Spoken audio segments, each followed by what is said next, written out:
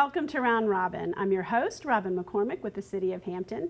And today we are going to talk about the anniversary of Hampton's Clean City Commission and some new projects that they would like to do, and they're asking for a little bit of help. My guests are Debbie Blanton from the Commission, welcome. Thank you. And Wendy Iles, who's a volunteer with the Commission and heading up some committees. Thank you. So let's talk first about the anniversary of Clean City Commission and how you got started and kind of where your money comes from, Debbie. Sure. Well, let's start back at the beginning, which was 1978. Where we weren't here at that time, right? No. We'll just No, we weren't here then, honest. But seems like it. No. Seems like it, but we weren't here then. Back on June 28, 1978, the Hampton City Council established the Hampton Clean City Commission to address the problem of litter and to encourage beautification in the city. And so that's where we began. This year is our 40th anniversary year as we're moving up to June 28th, 2018. 2018, okay. I know. About a year from when we're taping this. Exactly. So, okay. So what was the purpose of the organization? Just anti-litter, and what does beautification mean? Okay. Well, the organization was established in relationship with Keep America Beautiful, which had just launched its Clean Community program. The state of Virginia had taken up that program as well. They called it the Virginia Clean Community Organizations. And so when the Hampton Clean City Commission was established, we were established as a Keep America Beautiful affiliate. We were one of the first in the state to be established as a Keep America Beautiful affiliate. So with those precepts in mind, we look at litter prevention, we look at community improvement and beautification, which includes all kinds of things like graffiti removal, planting flowers and trees, water quality efforts, anything that makes our physical environment better for our citizens. And then finally, solid waste awareness. And those are tenets that we still stick with to this day. But a lot has changed since 1978 in terms of clean water and water quality issues, in terms of, you know, understanding the ecosystem. And, you know, recycling programs in 1978 kind of weren't where they are there. And so educating people and promoting that, I mean, you've taken on a bigger role. We have taken on a bigger role over time. For example, we have volunteers now who monitor water quality at 3 different sites in Hampton. They do that monthly. They go out and check water quality, they report any issues that they find, and then our staff reports them to a larger group of people.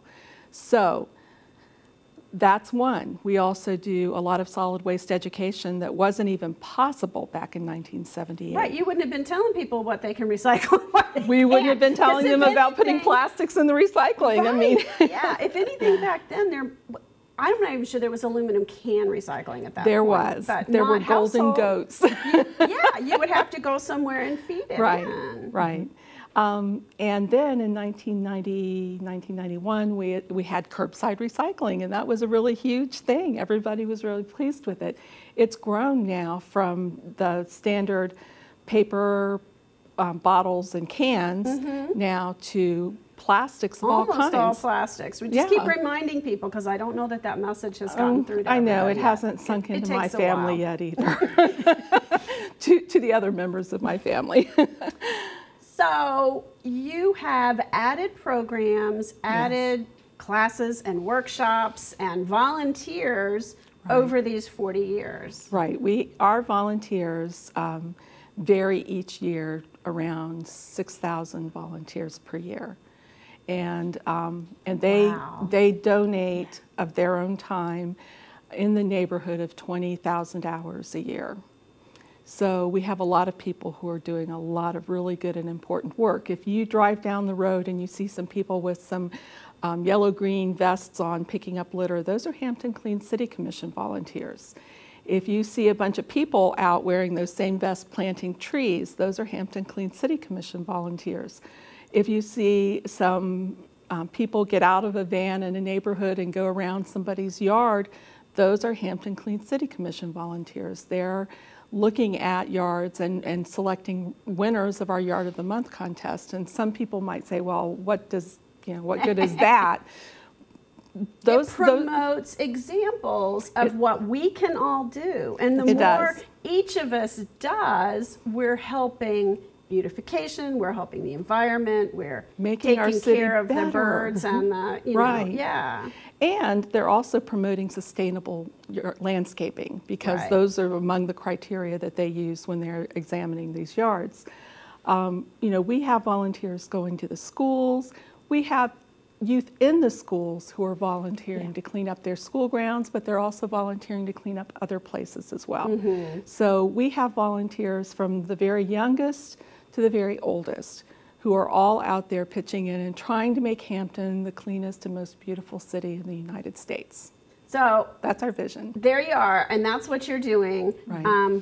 But there's some funding challenges, because as you guys have grown, your budget has grown, but not enough. It hasn't kept up with the demand, with the salary costs and the cost of running an office, just internet and phone and postage and office supplies. And so this year we're facing a situation where we really only have about $3,000 for our programs budget. And the programs includes all of those things that we just talked about, the Adopt a Spot program, the Yards Contest, the school education program, litter-free event education, all the many things, the water quality monitoring, all of those things that we do. That's how much money we have to do it with. Now, if I as a taxpayer say, I pay my city taxes, I shouldn't have to be involved in your fundraising or whatever. Really, the general taxes don't provide about a third of your budget is all. Right. You guys have always gotten grants. There's some state programs. There's stormwater, waste, kinds of fees. Right. And that still is not covering everything you want to do, need to do. Exactly. Which is unfortunate, but we look at this as an opportunity to raise awareness of all the different things that we do. So what are you going to do about it? Is this when I turn to Wendy and say, Wendy, what are we going to do about it? We've seen you in your role as city staff on a different project. You were a volunteer in this instance, right? That is correct. That is correct. I am actually the chair of the fundraising committee. Okay. And as part of that, our committee has come up with several different ideas, some more out there than others. Got to keep to the fun in that fundraising. Right. But some of the things that we're doing that are really kind of we're working hard on are like our wish list. If someone would like to say, I really want to fund Adopt a Spot signs, then we'll have that posted so that you can go in and see really what our realistic costs are for those. They can either purchase things themselves that we need. I know we need some things for our litter pickup, and or they can just make a donation to the office. So and this is an interesting concept, because you see this with teachers too. And granted, in theory, they're funded with tax dollars, state, federal, not very much federal, but local and state tax dollars. Right. But there's not a teacher in the system who doesn't buy their own supplies to a large degree. And we've seen a lot of teachers nationally doing sites that are like, this is my wish list, these books, reams of paper, things like that. Special chairs or whatever. What you're doing is not out of the ordinary these days. Now, I look at it like a couple getting married. You only have so much in your budget, and you need everything else. So you set up a wedding registry. So really, we're just setting up a, Clean City Commission registry so that we can increase what we're doing out in the city. The other thing is we have a volunteer recognition dinner. As Debbie said, we have about 6,000 volunteers, and we recognize a good number of those each year. At least 150, 170 came last year. And so we'll have an event in late October for that. We are seeking sponsors to help offset the cost of that. Right. And so a sponsorship is $250 for a table. And so that will help to provide for the awards and the dinner that evening for the people. So you're mostly reaching out to businesses, but individuals could also do sponsorships. Absolutely. Or they could get things on your wish list and bring them in, or they could give you the money to purchase them. Exactly. Absolutely. Or you save a little bit purchasing through the city because we don't pay sales tax.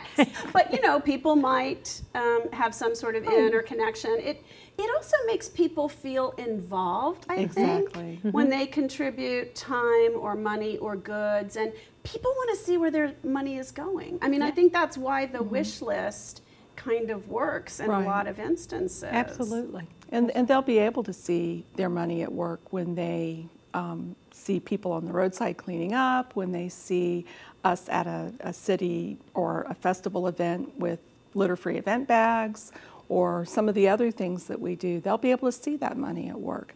We also had some ideas for some fun things, didn't we, Wendy? Are we Because ready to talk about those? Wendy creative. Wendy is the queen of fundraising. Oh, I like really creative ideas. And one of the ideas we came up with was a murder mystery dinner theater. And I have contacted a local group that will help us to put that event on. We are still seeking a site for it. We have a caterer who is willing to help us out.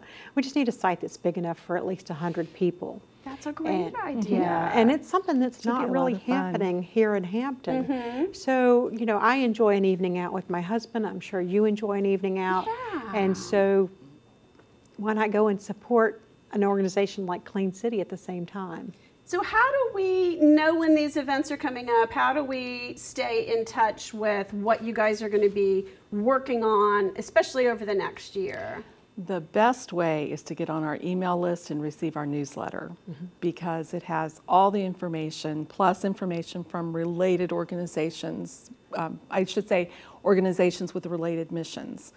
And so getting on that newsletter will keep you in touch with everything that we're doing. Our announcements are posted on the Hampton Clean City Commission webpage, which is part of the City of Hampton website. And then we also have a... And I'm just going to jump in, that's hampton.gov/HCCC. That's right. And then we have what I think is a fabulous Facebook page because we put all kinds of information and extras on that. We send out. You are very lively with the Facebook page. And right now, there's a lot going on with her posting the pictures of Hampton Clean City over the history. I'm glad you thought of that. Fun. Yeah, we have pictures from way back. I've been posting pictures of events that took place on particular days, and when I can, naming some of the people involved, putting the dates, so cool. They can look back on it and say, "Oh, I know her," or "Oh my goodness, I can't believe that was that long ago," which is what I usually say. Right. But that's fun. We also have Instagram and we have Twitter announcements as well. We don't put as much on those two sites, but we do announce the events. Social media is a little bit different in terms of the way it relates and who's on it and all that. But we're Hampton Clean City Commission on all of those, so it's easy enough to find us. Okay. Well, is there anything else you all want to add before we close? Well, I mean, you know, as far as I'm concerned, there are never enough volunteers. So if someone wants to help us with some of our endeavors, we would be so happy to have their help. You know, we have a group that's going out in October, Les Femmes Civic and Social Club. They're going out to read to students in October, read environmental stories. That was an idea that they approached us about. Yeah, that's really we cool. typically do have what we call Earth Day stories in the spring, but they wanted to do it in October, and so they're going in October to read stories to elementary school children. Someone approached us about pet waste and wanted to use her dog to promote the idea of cleaning up pet waste, and so we developed a story that went along with that. So we welcome citizens' ideas and inputs. If we can, we implement them. If we can't right then, we put them on a wish list and we just keep going. So we would love to have everybody's help. Okay, and Wendy, anything else? No, just the more our residents get involved, the more they are invested, and then hopefully that will trail out to their families to get them involved as well and reduce litter in our school. Or, sorry, in our city. In our city, okay. Well, you know, I think the main thing, it's a Keep America Beautiful philosophy that follows down to the Hampton Clean City Commission. It's everybody's responsibility to make our community the best that it can be. And obviously we're focusing on the physical environment of the city of Hampton. It's everybody's responsibility not to litter, to recycle, to plant flowers if they can, to Well, just think of the added benefits that we could do in Hampton if we weren't having to pick up litter. Exactly. But that is still, in a lot of ways, a waste of time and resources that could go somewhere else. If people could just stop that, it would change what you do. And it's such an unnecessary thing.